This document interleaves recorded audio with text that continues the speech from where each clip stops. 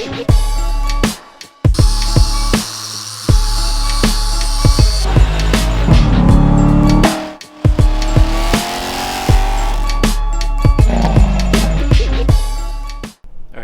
we dive into today's video, I just want to thank everybody for tuning in, and if you could, like, comment, share, subscribe, anything helps. What's going on, everybody? Welcome back to the Pristine Auto Clean YouTube channel, and today, 2017 Silverado is back in the shop.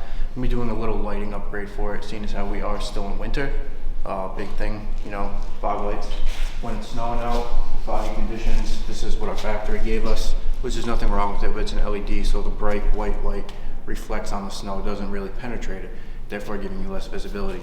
So what we're going to do is a quick, cheap alternative fix. GM did not offer these yellow ones, so we have some aftermarket yellow housing fog lights, which you're just going to replace, bolt in, click in, everything factory, and we're going to see how it looks. Alright guys, so I tinted my personal fog lights with a cheap Amazon. It was like $6.99 for enough to do apparently like 6 fog lights now, but it's just Laminax film. Customer wasn't really too thrilled with the look as far as the color was. It wasn't really yellow, kind of had a green hue to it.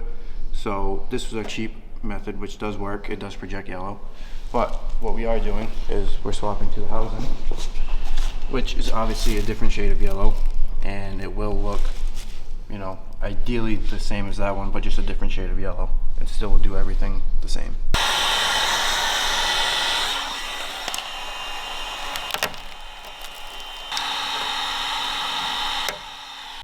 Alright guys, so it's a 7mm 4 bolts around the surround. Just gotta pop this detent clip, push down on the tab, slide the clip off.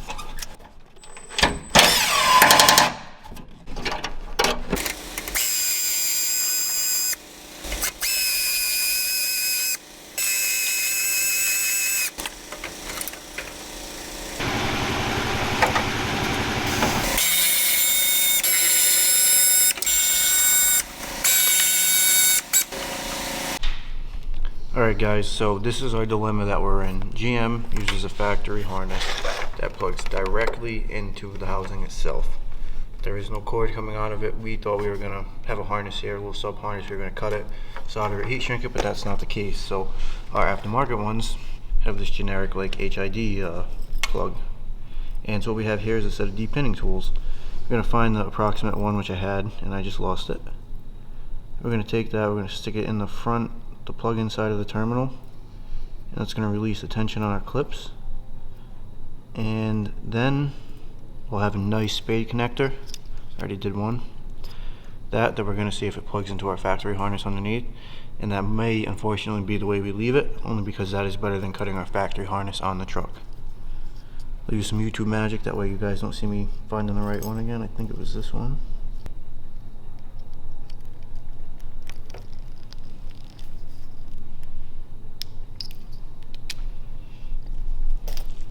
Those are our 2 terminals. Alright guys, so if you look in the front of this connector, there's a little black, like if you pushed in a grill, a little detent tab like that. We're going to use our single spade, go right from the front, and push that thing out of the way. And we'll just push the pin right out.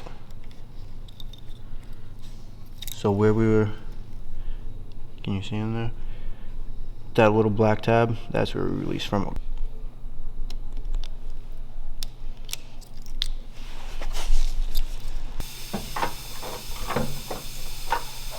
Alright, so like anything that you try to do on your vehicle, something always doesn't go to plan. So our trimming these down, we probably could have did a better job. Straighter cut, they were just kind of a little junky. So what we did find is that I had some spare plate light harnesses off some type of vehicle, but the spades are a perfect fit. So that's kind of what you're looking for. So while we could buy these online and adapt them to this, essentially we're just going to cut, we're going to solder this. We just don't want to ruin our factory harness on the truck. That is the main reason we're doing this. And then we'll heat shrink everything to make it look nice, insulate these 2 connectors when they're plugged into the truck side, and then heat shrink them and retain them in a way that they won't fall out, because they're in a very low rattle zone, so they most likely won't.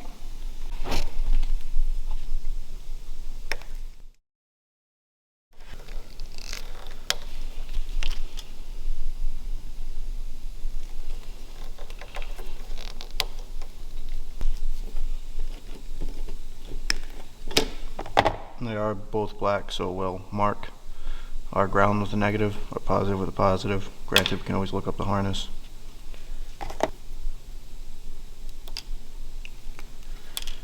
And our soldering iron is already heated up. Get our heat shrink. I like to do a twist and hook method. It leaves a bigger connector as far as the heat shrink size, but I think it leaves a much stronger, and it's also a mechanical connection, not just solder.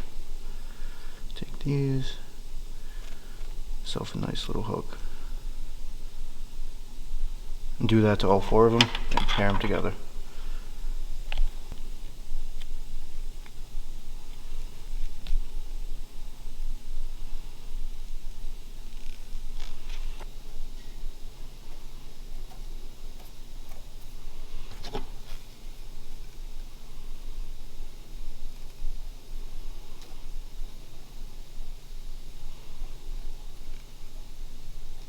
Our factory jam wire right here. So essentially what we're going to do is just going to connect the 2 ends through.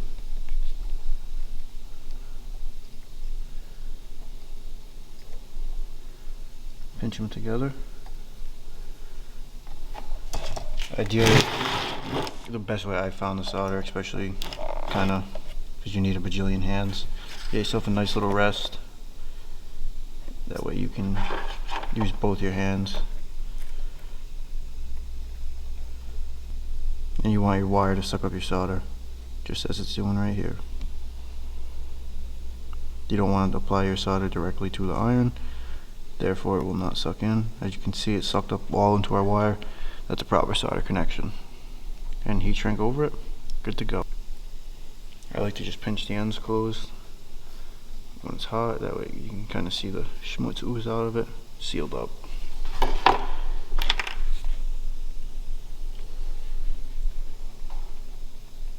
And if these do start to fray on you, if you have cheap wire, you can tin them prior, which is essentially just tapping a little bit of solder onto it before you make your hook. There's a million ways you can do this. This is the way I was taught. This is the way I do it.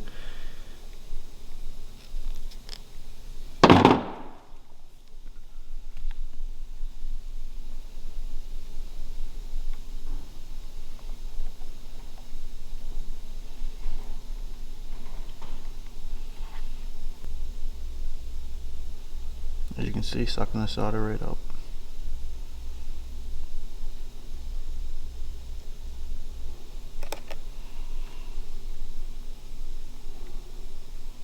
Muy bueno.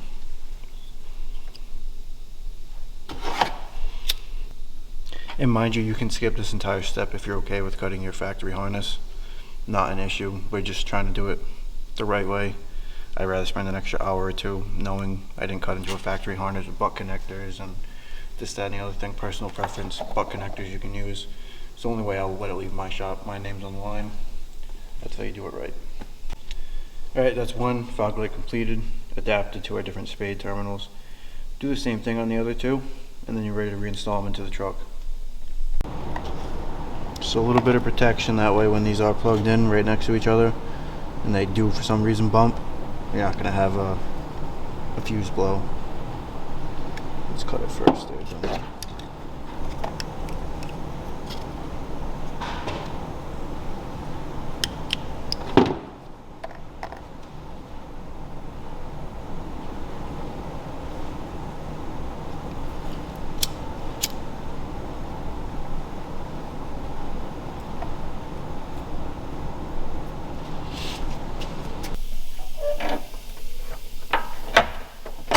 Alright, so what we're going to do is plug in our negative to our negative terminal right here, which is a nice snug fit. And what I think we're going to do to hold these is we're just going to zip tie it to a point where it can't get pulled back any further, because if we keep this bend in here, it should hold them in. We got them insulated and everything, so I'm not worried about that.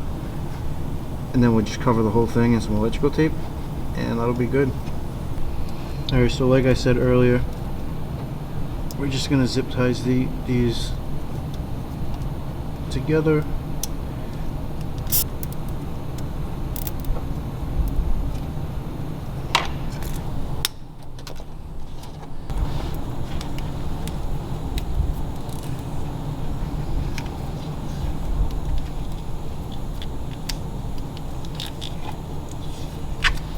essentially what we're just trying to do is seal this connector up.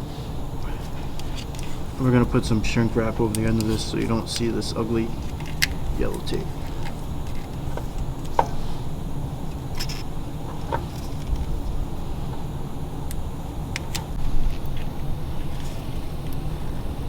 So you'll still see a little bit of the yellow, but we can always cover this up with black electrical tape.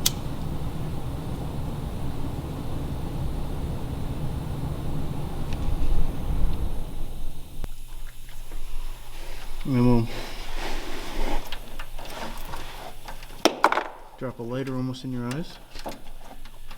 And we're just going to tuck this behind the factory location.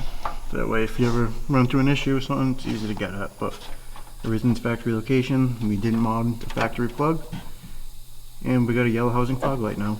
Alright, a little bit better angle here. So this is our positive wire going to our brown terminal. Right there. And the yellow one, the ground wire will go into our ground plug. And we'll do the same thing like we did the other ones. We'll just zip tie it like that, electrical tape it. I'm not going to make the poor camera guy get underneath there again to film it. You guys get the point. Like I said, you can always just cut this factory harness if that's your thing. Go ahead and do it. We're not doing it on this one, but the choice is yours.